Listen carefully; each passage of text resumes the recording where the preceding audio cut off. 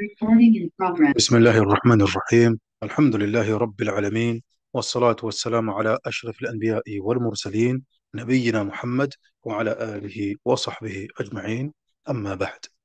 Donc nous sommes toujours dans la lecture du kitab Fiqh as-Sunnah lin-Nisa de Cheikh Sayyid Sabiq rahimahullahu ta'ala.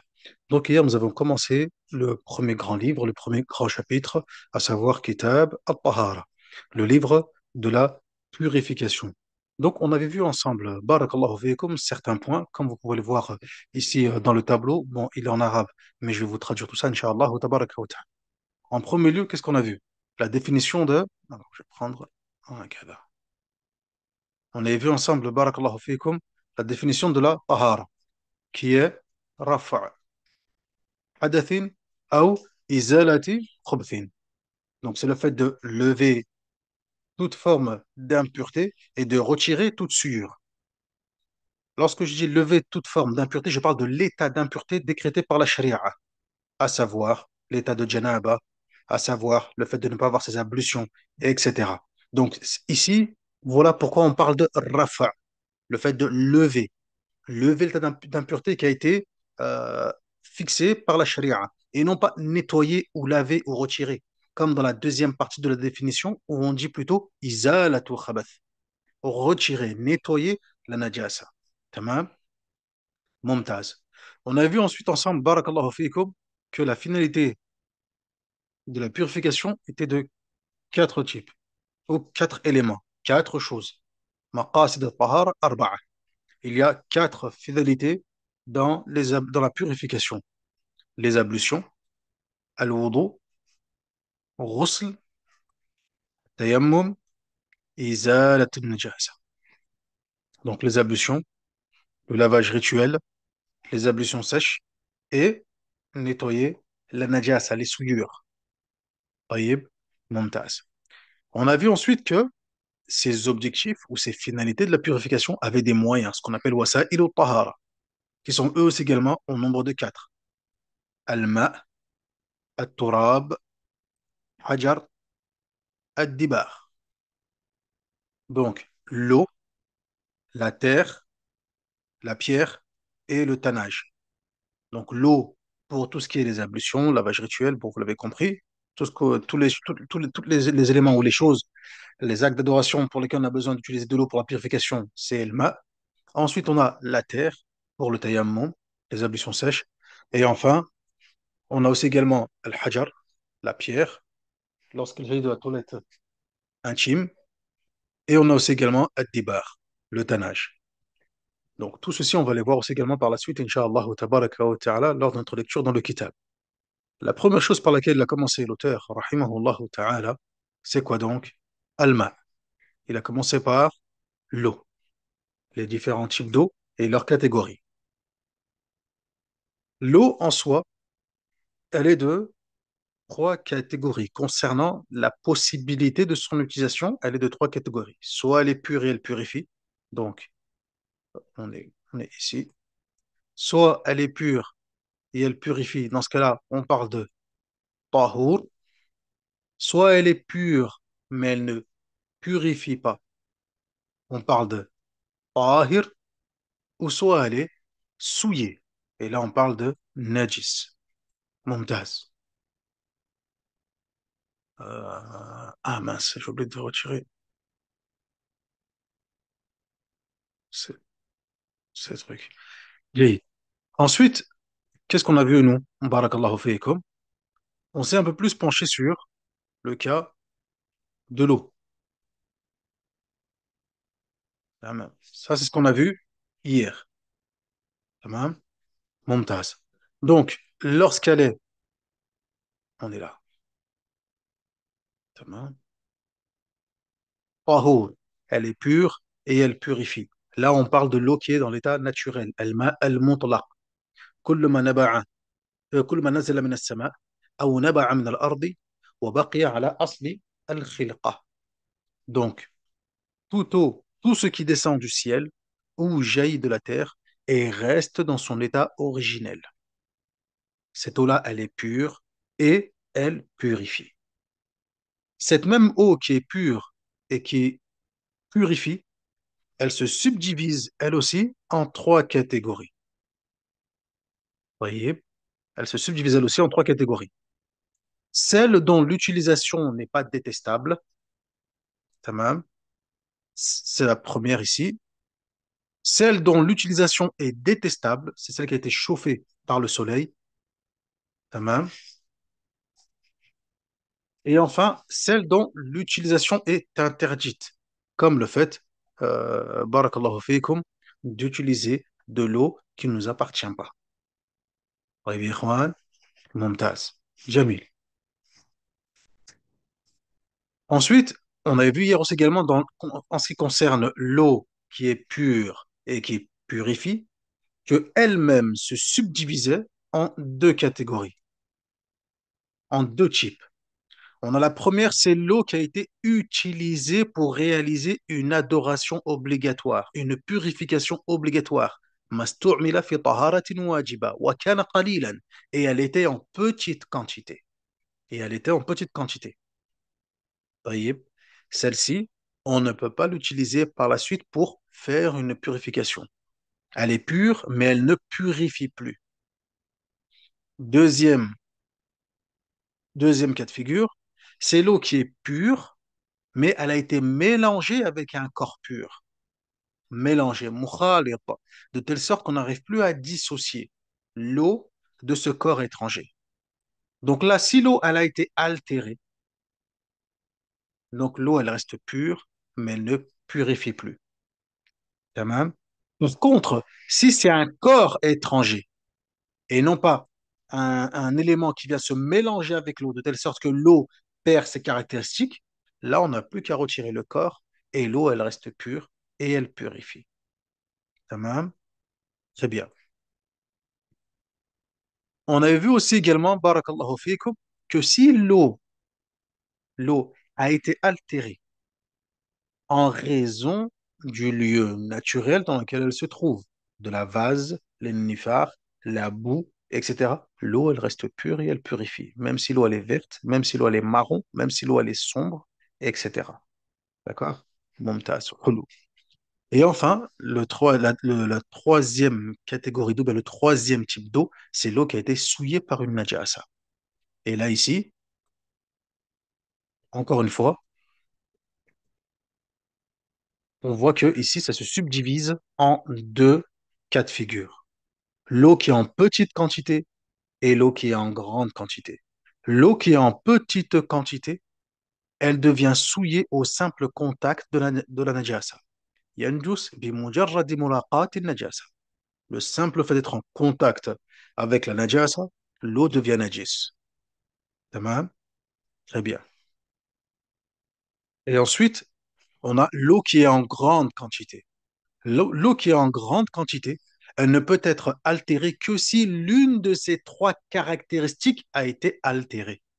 Soit l'odeur, soit la couleur, soit le goût.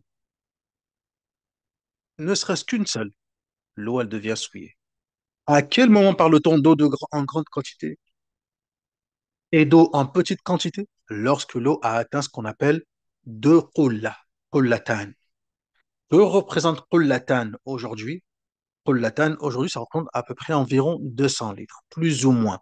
Hein, c'est approximatif, taqriban. Vous voyez, comme l'a dit le Qadi Abu Shuja' dans son épître, vous voyez, 500 رتل البغدادي تقريبا في الأصح.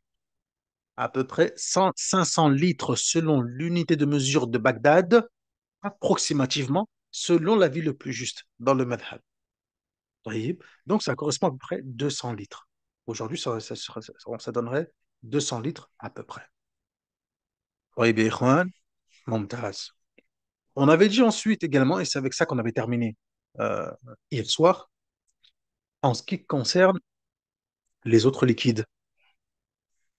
Et on va revenir dessus d'ailleurs par la suite, parce que le cher Saïd Sabiq, il en parle un peu plus loin. Mais concernant les autres liquides, est-ce que c'est exactement la même règle? À savoir, on regarde si c'est en grande quantité ou en petite quantité? Non. Les autres liquides également. Même si ils sont en grande quantité, j'ai du lait, j'ai 300 litres de lait, j'ai du mtouzi, j'ai, barakallahu faykoum, du jus d'orange, j'ai, peu importe ce que je peux avoir, des huiles, hein, des graisses ou autres, etc. Si la najasa tombe dedans, ça devient najis. C'est pour ça que Al-Allama Al-Imriti, rahimahullah ta'ala, dans son poème du matin du Qadi Abi Shuja', qu'est-ce qu'il dit? Wa kullu shay'in ma'i'in ma'a kathratihi kal ma'i fi tanjisi halla qillatihi.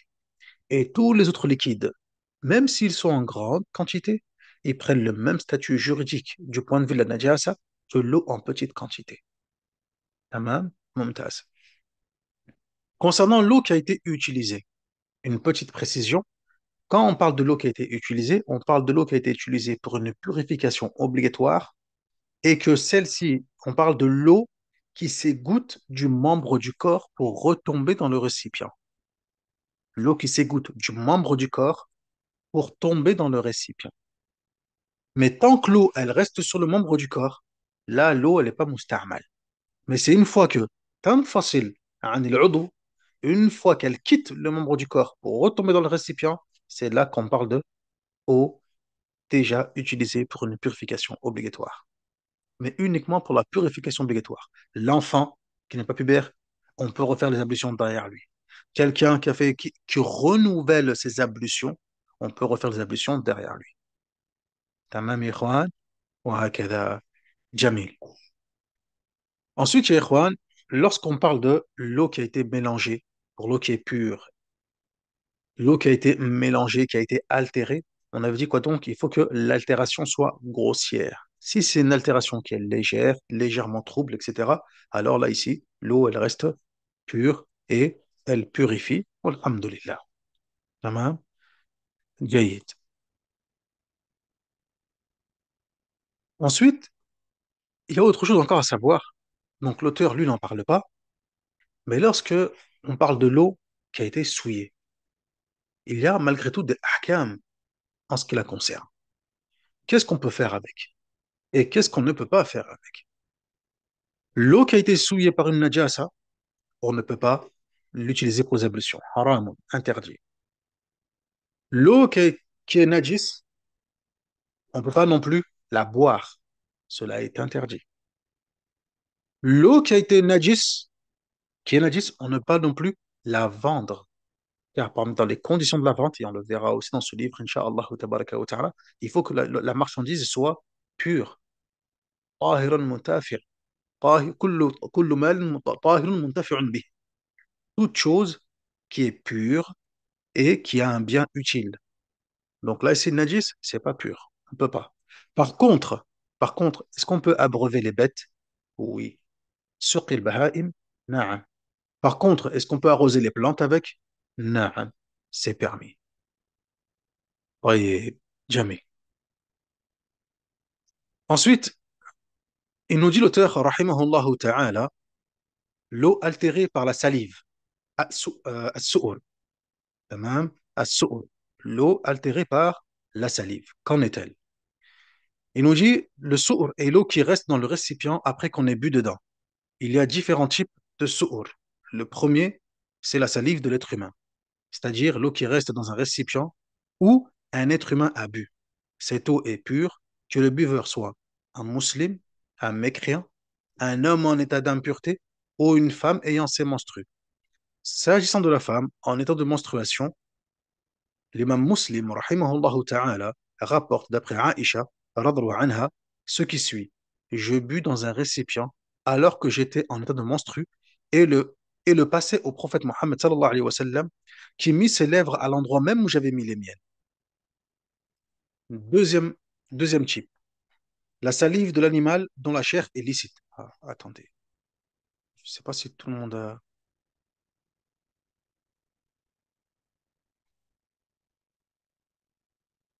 Pour mettre la page au cas où. Celle-ci. Voilà.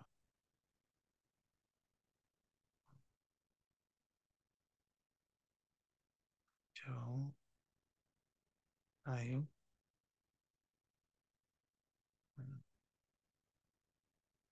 Quand même. Voilà, donc là, on est au 2.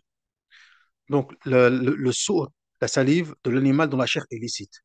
L'eau qu'il laisse après s'être abreuvé est pure, dans la mesure où la salive d'un tel animal provient d'une chair pure, raison pour laquelle elle acquiert le même statut qu'elle.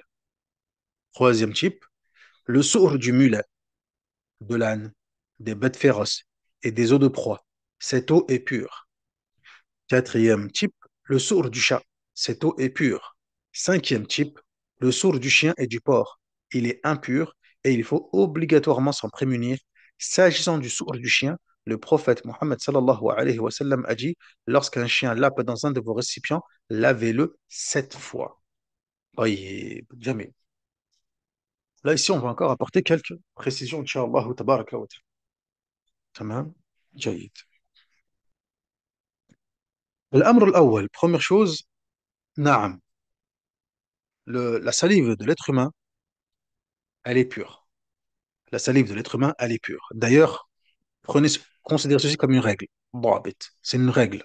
L'être humain est pur, qu'il soit musulman ou qu'il soit mécréant, vivant comme mort. Ça, c'est une règle عندنا في المذهب. تمام.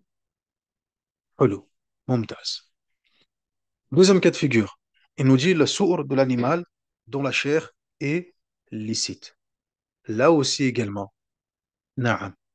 Les animaux dont la chair est licite, leur salive est pure.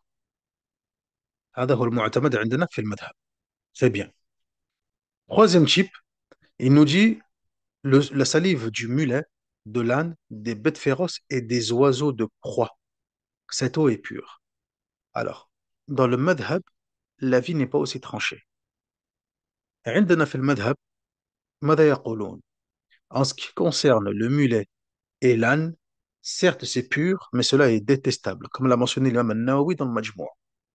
Rahimahullah ta'ala. Tamam? Bien. Concernant les bêtes féroces, le mu'tamad de l'avis officiel dans le madhab, annahu najis. C'est que cela c'est najis. Tamam? C'est najasa. Comme l'a rapporté à l'imam al-Nawawi, il l'a mentionné dans son livre Al-Rawdah, où il dit que al-asah, annahu najis. Il y a un avis dans le madhab qui dit que c'est pur, mais c'est pas l'avis officiel du madhab. Tamam? Mumtaz. D'ailleurs, comme il dit Al-Ramli, Shamsuddin Al-Ramli, dans son livre Nihayat al-Muhtaj, ماذا يقول؟ يقول الصحيح نجاسة. L'avis le plus juste, ce qui est authentique, c'est que cela est najis. Donc on parle de la salive des bêtes féroces. طيب, لماذا? Pourquoi? Ils ont dit le fuqaha parce que les bêtes féroces, les bêtes féroces, la majorité des substances dans lesquelles se trouvent, c'est quoi? C'est qu'ils ont des najas dans la bouche, étant donné qu'ils sont carnivores, etc. ila akhirih. Donc, dans leur bouche, il y a principalement quoi donc? Des najasat. Voilà pourquoi les fuqaha shafi'iyya, ils ont dit que l'avis le plus juste, c'est que quoi donc? C'est que leur salive, elle est najisa. Tamam? Mumtaz. Ensuite, ils ont dit quoi donc? Les oiseaux de proie. Les oiseaux de proie dans le madhab, قال الإمام النووي ورحمه الله في المجموع ainsi que الشيخ شمس الدين الرملي في النهاية طاهر مع الكراهة. Ils disent que c'est pur, bien que son utilisation soit détestable. Mais ça reste pur malgré tout. Tamam. La salive du chat, elle est pure. Comme dans le hadith du prophète sallallahu alayhi wa sallam, إنها من المطوفات عليكم من المطوفين والمطوفات عليكم. تمام. إنها من المطوفين عليكم المطوفات. Les chats font partie des animaux qui tournent et qui circulent ci et là parmi vous. Ils ne sont pas najis.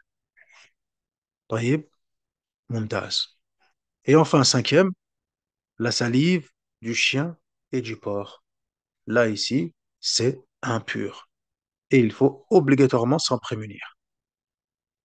La salive du chien, le hadith du prophète sallallahu alayhi wa sallam est clair sur la question. Et dans le madhab al-shafi'i, on fait une analogie avec le porc. Le porc et le chien, c'est exactement la même chose. طيب يا إخوان, ممتاز.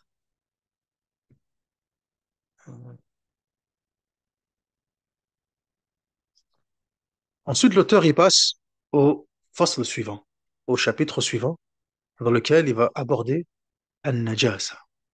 Ce qui concerne al-najasa. Il nous dit, rahimahullah ta'ala, donc l'impureté ou les souillures. Il dit l'impureté est la souillure dont le musulman doit se prémunir et dont il doit se purifier. La question de l'impureté comprend plusieurs volets que nous évoquerons comme suit.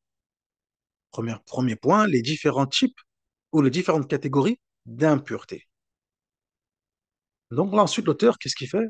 Il va commencer à énumérer les différents types ou les différentes catégories d'éléments qu'il considère comme étant des najasa.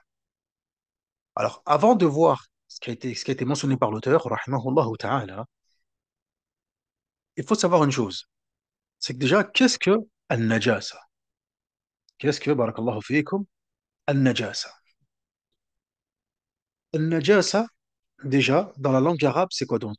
Kullu mustaqdirin. C'est tout élément répugnant. Tout ce qui est répugnant, c'est quoi donc? C'est une najasa.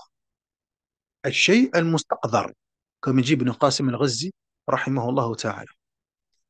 Donc, toute chose qui est répugnante, qui nous repousse, dans la langue arabe, c'est une najasa. Dans la langue arabe, c'est une najasa. Là, on ne regarde pas le fait que ce soit une souillure ou non, pas encore. Là, on dit juste dans la langue arabe, c'est toute chose qui est répugnante, qui nous repousse. Par exemple, du point de vue de linguistique, par exemple, hein, les sécrétions nasales, c'est najis. Pas dans le sens jurisprudentiel du terme, mais dans le sens linguistique du terme. Pourquoi? Car les sécrétions nasales, pardon, hein, enfin, ça nous repousse, c'est répugnant, ça nous révulse. Barakallahu fiikum. طيب. Aïwa, mumtaz. Ensuite, dans le sens jurisprudentiel du terme, dans le sens juridique du terme, qu'est-ce qu'une najasa? يقولون الفقهاء بارك الله فيكم c'est الشيء المستقذر الذي يمنع منه بسببه الصلاة أو صحة الصلاة. تمام. C'est toute chose, tout élément qui est répugnant ou qui repousse, repoussant, qui empêche la validité de la prière. Qui empêche la validité de la prière. D'autres fuqaha ils vont dire, barakallahu fikum, qui empêche la réalisation de toute adoration qui nécessite une purification. تمام. Ensuite, عندنا في المذهب عند الشافعية on fait la distinction, comme on a pu le voir dans Safinat al-Najah, entre les najasat, entre les différentes souillures, car elles sont de trois catégories, de trois grandes catégories, trois grandes familles. Il y a celles qu'on considère comme étant des najasa légères, mukhaffafa. Il y a celles qu'on considère comme étant des najasat intermédiaires, mutawassita. Et il y a celles qu'on considère comme étant des najasat mughallada, des najasat sévères. Tamam, mumtaz. Et tout ceci, on va l'aborder, Inch'Allah, tabaraka wa ta'ala, au fur et à mesure de la lecture du kitab, bi'idhnillahi azza wa jal. Première chose, il nous dit le cheikh, rahimahullah ta'ala, les bêtes mortes, al-mayyita, c'est-à-dire le cadavre de tous les animaux qui sont morts de cause naturelle et qui n'ont pas été immolés rituellement. Font toutefois exception à cette règle, la chair morte des poissons et des sauterelles, laquelle est pure. Les animaux qui sont morts de cause naturelle et qui n'ont pas de sang liquide, à l'image des fourmis, des abeilles et autres, leurs corps sont purs et s'ils tombent dans quelque chose et y meurent, ils ne le souillent pas. Ibn al-Mundhir, rahimahullah ta'ala, rapporte qu'il ne connaît aucune divergence au sujet du caractère pur de cette espèce d'animaux, sauf ce qui a été rapporté d'après Al-Shafi'i, rahimahullah, dont l'opinion célèbre est que ces animaux sont impurs quand ils sont morts, mais qu'ils ne souillent pas l'eau dans laquelle ils tombent tant qu'ils ne l'ont pas altérée. Et enfin, les os, les cornes, les griffes, les poils, les plumes, la peau des animaux morts de cause naturelle sont purs, car tel est le principe originel jusqu'à preuve du contraire. Il en va de même de leurs présures et leurs laits, lesquels sont purs. Très bien. Alors, Al-Mayita, on a compris c'est quoi? C'est le cadavre de tout animal qui n'a pas été immolé rituellement. C'est ce qu'on appelle la bête morte. Al-Mayita. Très bien. La mayita, elle est najisa. La mayita, elle est quoi donc? C'est une najasa. Et il faut savoir, barakallahu fikum, c'est que tous, tous les corps décédés, tous les cadavres sont des najasat, à l'exception des poissons, des sauterelles et des êtres humains. Ça, c'est une règle. Qaïda. Taïb.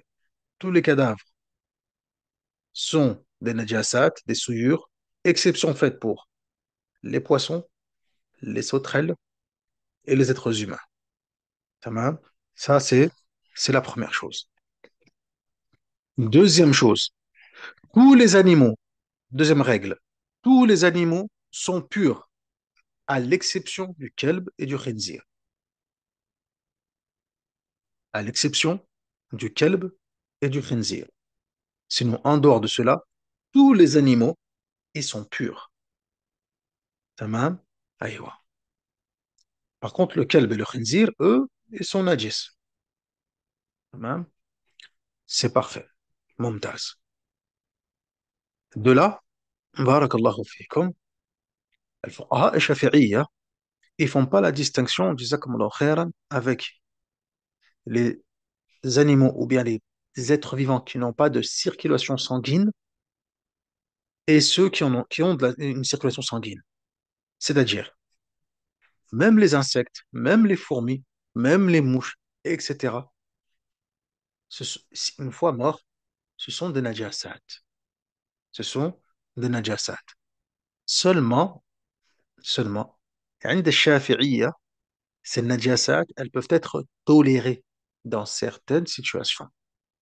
Elles peuvent être tolérées dans certaines situations, notamment dans le cas où la mouche tombe dans le récipient. Dans le cas où la mouche tombe dans le récipient. Mais à condition que cette mouche soit tombée d'elle-même et que l'eau n'ait pas été altérée. Conformément au hadith du prophète sallallahu alayhi wa sallam, hein, إذا وقع الذباب في إناء أحدكم فليغمسه. Si la mouche tombe dans le récipient de l'un d'entre vous, dans ce cas-là, qu'il le plonge. Dans ce cas-là, qu'il le plonge. Tamam ya ikhwan? Aïwa. Donc, si la mouche tombe d'elle-même dans le récipient, et si l'eau n'a pas été altérée, donc là, l'eau, elle reste pure et elle purifie. Mais ça ne veut pas dire que la mouche, une fois morte, n'est plus najisa. Là, ça reste quand même najis. Mouche, insectes, etc.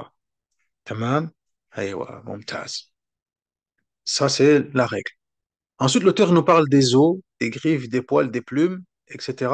Ça, on le verra par la suite. Inch'Allah, tabaraka wa ta'ala, al-usbu' al-qadim.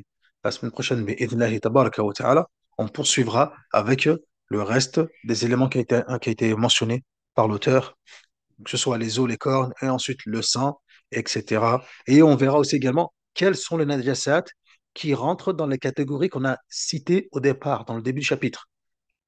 Les souillures légères, les souillures intermédiaires, les souillures sévères. On verra quels sont les éléments justement qui rentrent dans ces catégories et comment par la suite on les purifie, comment on se lave, etc. تمام يا إخوان وهكذا بارك الله فيكم جميعا وجزاكم الله خيرا سبحانك اللهم وبحمدك أشهد أن لا إله إلا أنت أستغفرك وأتوب إليك والحمد لله رب العالمين. ونسأل الله الكريم رب العرش العظيم أن يرزقنا وإياكم العلم النافع والعمل الصالح والدعوة إليه والصبر على الأذى فيه والحمد لله رب العالمين. On se voit la semaine prochaine, Inch'Allah, tabaraka wa ta'ala. Assalamu alaikum wa rahmatullahi wa barakatuh.